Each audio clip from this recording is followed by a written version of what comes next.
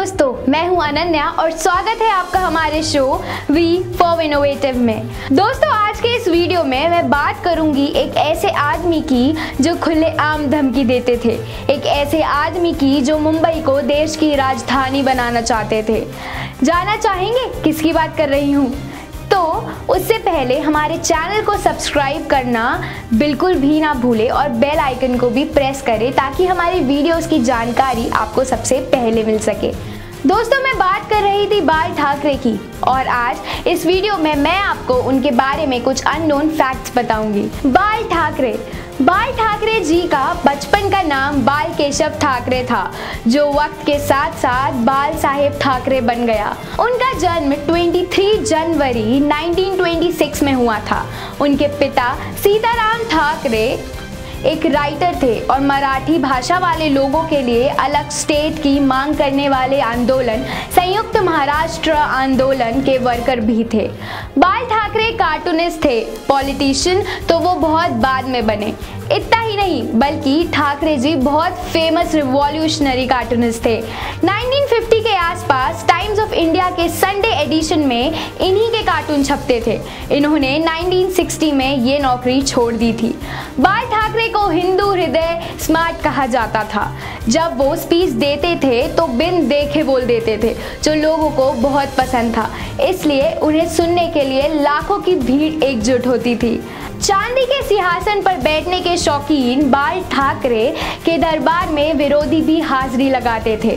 उनकी आदत थी, जब वो किसी के अगेंस्ट जाते थे तो दुश्मनों की तरह, और जब किसी की तारीफ करते थे तो ऐसे कि जैसे उनसे बड़ा मित्र कोई हो ही नहीं सकता।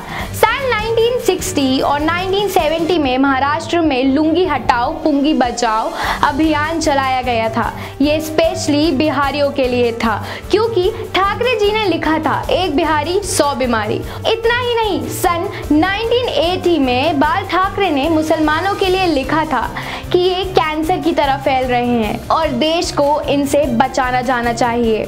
बाल ठाकरे जी की एक खास बात ये थी कि वो खुद से कभी किसी से नहीं मिलते थे। वो कहते थे जिसे मुझसे मिलना हो घर आ जाए।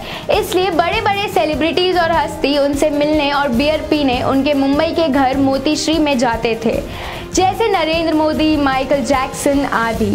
अपनी स्पीच में वो अक्सर दो चीज़ों की खुलकर तारीफ करते थे, पहली हिटलर और दूसरा श्रीलंका का आतंकी संगठन लिट्टे। उनके कुछ स्पेशल शौक भी थे, जैसे सिगार, वाइट वाइन आदि।